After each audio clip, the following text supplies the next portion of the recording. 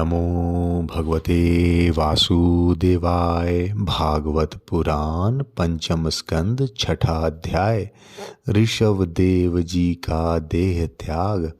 राजा परीक्षित ने पूछा, भगवन, योग रूप वायु से प्रज्वलित हुई ज्ञान अग्नि से जिनके राग आदि कर्म बीज दग्ध हो गए हैं, उन आत्माराम मुनियों को दैववश यदि स्वयं ही अनिमादि सिद्धियां प्राप्त हो जाए तो वे उनके राग द्वेष आदि क्लेशों का कारण तो किसी प्रकार हो नहीं सकती।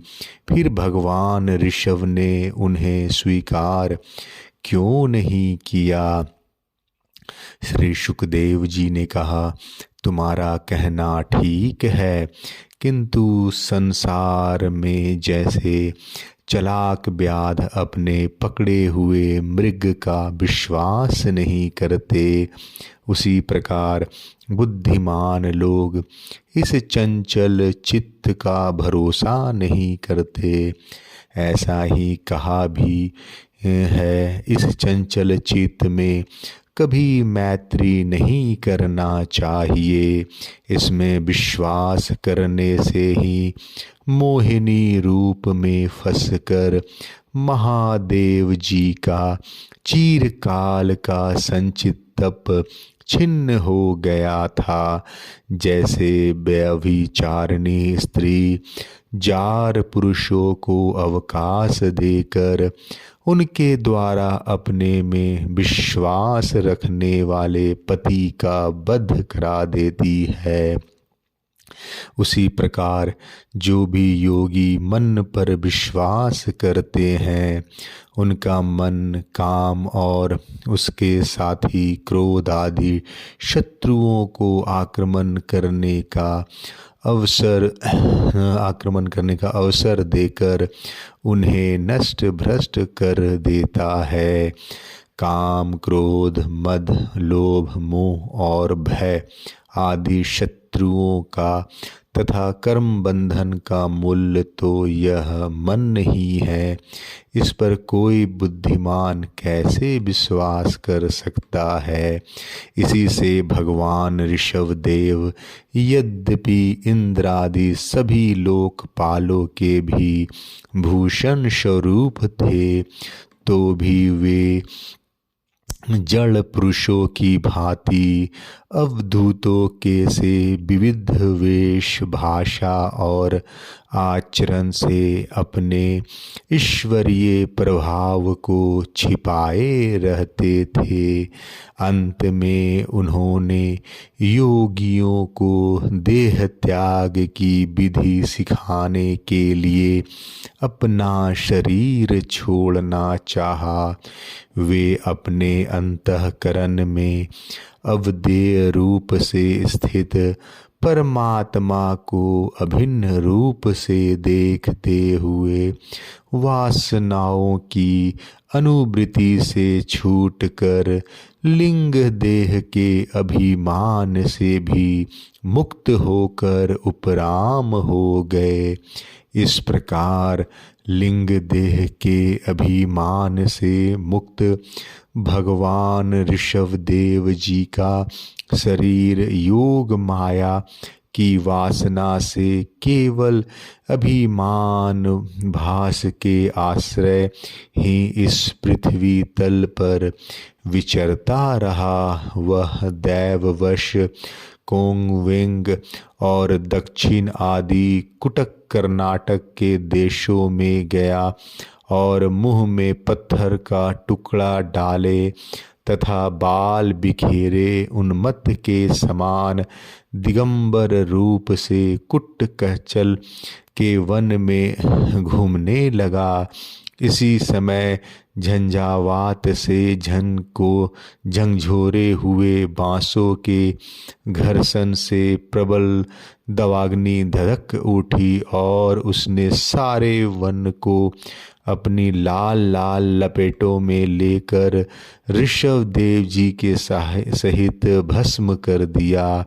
राजन, जिस समय कलयुग में अधर्म की वृद्धि होगी, उस समय कोंग वेंग और कुटक देश का मंदमती राजा अहर्त वहाँ के लोगों से ऋषभ देव जी के आश्रमतीत आचरण का वृतांत सुनकर तथा स्वयं उसे ग्रहण कर लोगों के पूर्व संचित पाप फल स्वरूप होनहार के वशीभूत हो भय रहित स्वधर्म पथ का परित्याग करके अपनी बुद्धि से अनुचित और पाखंड पूर्ण कुमार्ग का प्रचार करेगा।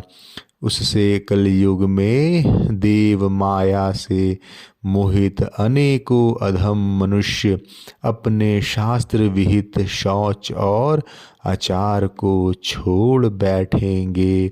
अधर्म बहुल कलयुग के प्रभाव से बुद्धिहीन हो जाने के कारण वे स्नान न करना, आचमन न करना, अशुद्ध रहना, केश नुचवाना आदि ईश्वर का तिरस्कार करने वाले पाखंड धर्मों को मनमाने ढंग से स्वीकार करेंगे और प्रायः वेद, ब्राह्मण एवं भगवान यज्ञ पुरुष की निंदा करने लगेंगे।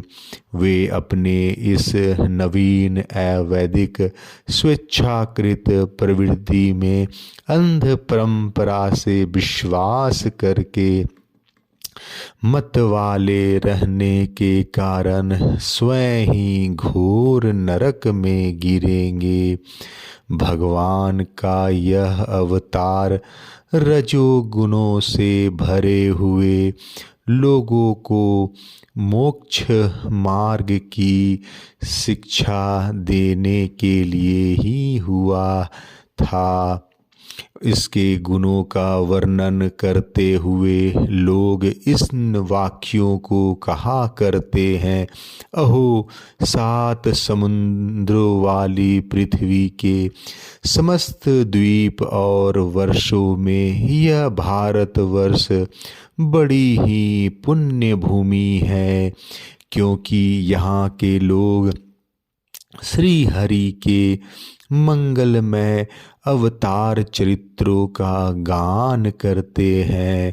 अहो महाराज, प्रिय व्रत का वंश बड़ा ही उज्ज्वल एवं सुयशपूर्ण है, जिसमें पुराण पुरुष श्री आदि नारायण ने ऋषभ अवतार लेकर मोक्ष की प्राप्ति कराने वाले पारमहास्य धर्म का आचरण किया। अहो इन जन्म रहित भगवान ऋषभ देव के मार्ग पर कोई दूसरा योगी मन से भी कैसे चल सकता है, क्योंकि योगी जन जिन योग सिद्धियों के लिए ललायित होकर निरंतर प्रयत्न करते रहते हैं, उन्हें इन्होंने अपने आप प्राप्त होने पर भी असत्य समझकर त्याग दिया था। राजन, इस प्रकार संपूर्ण वेद, लोक, देवता, ब्राह्मण और गौ के परम गुरु भगवान ऋषभ देव का यह विशुद्ध चरित्र मैंने तुम्हें सुनाया। यह मनुष्यों के समस्त पापों को हरने वाला है।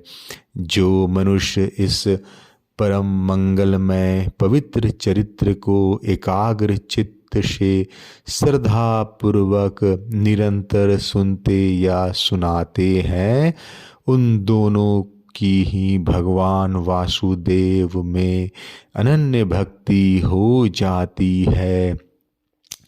तरह तरह के पापों से, पूर्ण सांसारिक तापों से अत्यंत तपे हुए अपने अंतःकरण को पंडित जन इस भक्ति सरिता में ही नित्य निरंतर नहलाते रहते हैं। इससे उन्हें जो परम शांति मिलती है वह इतनी आनंदमय होती है कि फिर वे लोग उसके सामने अपने ही आप प्राप्त हुए मोक्ष रूप परम पुरुषार्थ का भी आदर नहीं करते। भगवान के निज जन हो जाने से ही उनके समस्त पुरुषार्थ सिद्ध हो जाते हैं।